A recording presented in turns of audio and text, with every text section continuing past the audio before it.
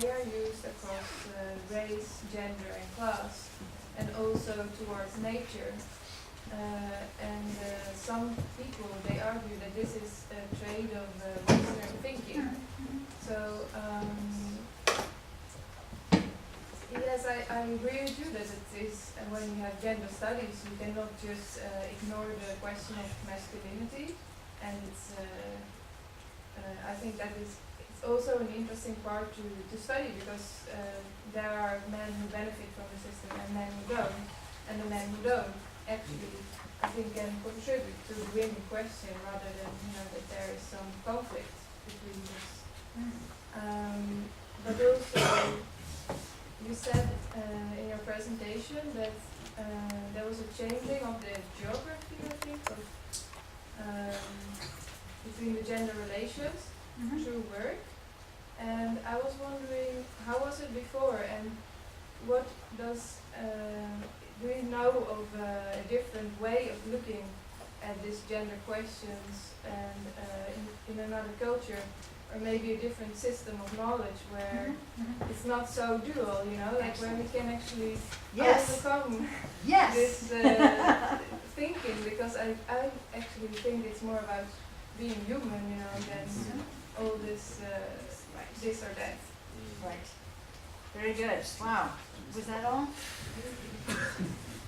Great questions. Okay, I'm going to answer Lucia first, because I remember it. Yes, I totally agree with the people that you heard that said this dualism is a particular trait of a certain local knowledge that had the power to spread itself around, which was sort of Enlightenment Western knowledge, right? Nature, culture, man, woman, good and evil, things like that. Certainly gender has been organized in all kinds of categories in all parts of the world, and continues to be. Multiple identities that people grow up as. It turns out that during this period of Western growth of Western civilization, a little thing called colonialism allowed Western people, my ancestors, to spread those dualisms, including gender dualisms, all over, and in Latin America has become dominant. So I also work a lot in non-dominant gender and sexual expression, which I'm totally interested in, and exactly what you're asking. How do you not be caught in this reproducing the dualism of the dominant hegemonic worldview when you're studying it? There obviously wasn't time here, so I just used it, and I should have actually talked about that. Just like Lucia said, I should, pointed out, I should have talked about where did the data come from. These data are really problematic. The census data, the household survey, every economic survey I could find divides a category into two groups, men and women, reproducing this Western idea that that's the way it is. And I want to use those data because it allows me to see how things change over time, compare things, and also to see how this dominant system is working. But every time I use it, I am reproducing this hegemonic idea that the world is organized according to these categories, which are really the dominant scientific categories of the moment. Right? You're totally right. It's a really complex dilemma. In queer studies, people are doing lots of very valuable creative methodologies and also epistemological pushes to overcome it, which is very valuable. I couldn't fit it in here with everything else, but I'm glad that you brought it up. The changing geography of work, the question you had. In this particular case, one of the things that happened is that, one of the things, men weren't gone half a year and home half a year, so sort of their spatial identity changed. But also people that had lived in quite isolated hamlets began coming to one space every day and working next to each other. And so that's, I think, a quite interesting thing. Some people that study sort of urbanization and spaces see that people's identity and their political sense of self changed quite a bit in those contexts. Also, they got money, and so then they got access to certain goods of consumption, which are also coded by gender. And in fact, what were people buying? The guys and girls were buying different things. Some of the girls were getting their hair dyed, buying jewelry, stuff like that. The guys were buying some electronics. So those are some of the geography of difference, where we're just sort of looking how spatial motion and location is intersecting with identity. That's what I mean. So those are great questions. All right, Christos. Christos identified what Irina was reading of Darwin, we could have taken out men and women and put in Europeans and Indians. Is that right? You guys remember what she read? I mean, those kind of narratives are part of just what Nina was talking about. That creation of two categories and then labeling Indians, their intellect's not really developed enough to manage the resources, therefore we better take the resources away from them and manage us because our brains are inherently different, da-da-da. So those kind of evolutionary stories have played out in all kinds of identity ways. And I think that's very important to be aware of those stories. And I love that you pointed out that they work just as much on race, ethnicity, space, as they do on gender. So they're stories that we tell. Your idea about channeling emotional energy, yes. I mean, according to the narratives that I had the privilege of reading from over decades of these men, even in the 30s, 40s, men in this zone talked about becoming a man by going on this odyssey and doing these dangerous, adventurous things, which was exciting for them and thrilling for them, and they had sex with people in different countries, in different contexts, and they almost got killed, and some fell off the truck, and some didn't, and made it home, and all of that was an exciting, emotion-filled part of being a man, and you can see it over the generations in the narrative. So their geography of gender changes, and they don't do these odysseys, they're staying home.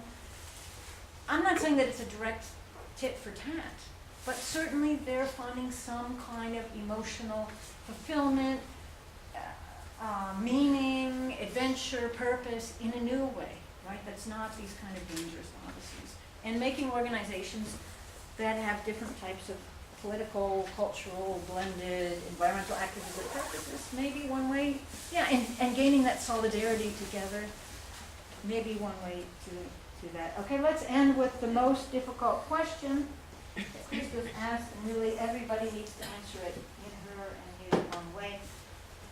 If we're starting to understand some of these things I've been talking about, what can we do as academics, right? When they persist, sort of. I mean, go ahead. No, I'm feeling, and this is a broader question, and I had this question also thinking back in the context of Greece many times, you know. Yeah. That we've been thinking for a long time that we have gained some sort of an understanding and of common acceptance that some things should be one way, not another way, should be progressive thinking or whatever. And all of a sudden we find ourselves in front of a situation that all this has been wiped out. There's no space for progressive thinking, there's no space to talk about equity, there's no space to talk about justice, there's no space to talk about anything. Well, there is space, but I'm saying, you feel somehow that you've lost the ball game at some point. And I'm thinking, how come we produce so much knowledge and so much conscience, or that's what I think, and all of a sudden, you get back to see the same things that 500 years ago were said and produced, and they have been criticized for at least, 50, 60 years, clearly. And they're still not only there, but, they make reality.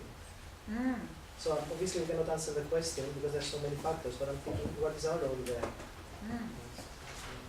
Anyone have ideas?